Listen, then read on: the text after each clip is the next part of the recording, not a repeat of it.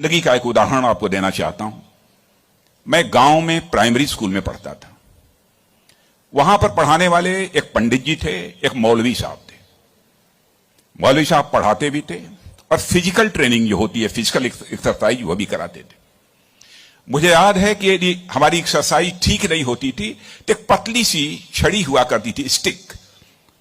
वह मौलवी साहब कभी कभी हम लोगों के पैरों पर धीरे से मारते थे, प्यार से मारते थे, डराने की कोशिश की, ताकि मैं ठीक तरीके से जो कुछ भी वो पीटी एक्सरसाइज सिखा रहे हैं उसको हम सीख सकें। उसके बाद 38-39 ईयर्स की एज में मैं जब उत्तर प्रदेश का एजुकेशन मिनिस्टर बना तो मैं अपने घर वापस जा रहा था। लंबा गाड़ियों का काफिला था। आप जानते ही हैं, कोई मिनिस्टर बन जाता है तो 1, 2, 4 गाड़ियां नहीं रहती हैं, सैकड़ों गाड़ियां पीछे लग जाती हैं। जब मैं घर जा रहा था तो हमारे घर जाने वाली जो रोड है उसके बगल में ही, लगभग हमारे घर से, हमारे गांव से लगभग 15-16 किलोमीटर दूर मौलवी साहब का घर था। मौलवी साहब रिटायर कर चुके थे, बुजुर्ग हो गए थे, आंखों से दिखाई नहीं देता था।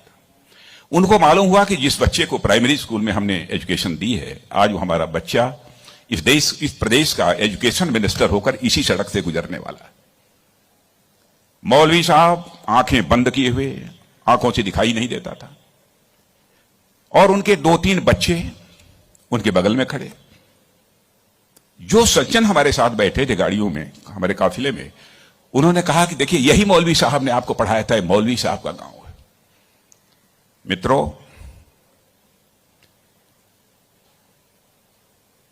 मैं अपने जज्बे को रोक नहीं सका।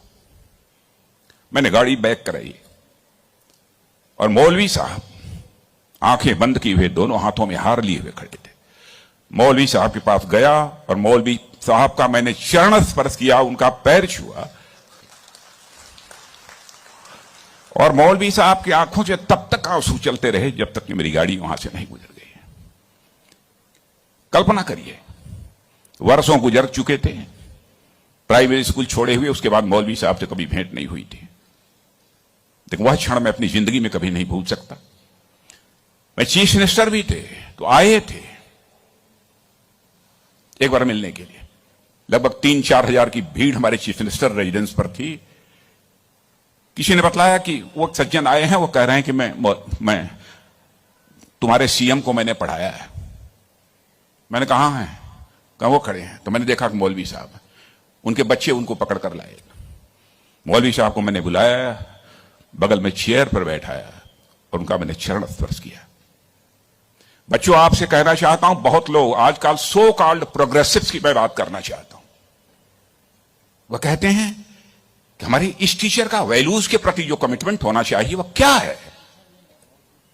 डोंट वरी, यह आपका काम नहीं है कि आपका टीचर किस हद तक वैल्यूज के प्रति कमिटेड है, नहीं कमिटेड है, क्या करता है, क्या नहीं करता है। एक काम उसने जिंदगी में किया है कि आपको उसने तालीम दी है, आपको उसने तालीम दी है, इसे मत भूलना।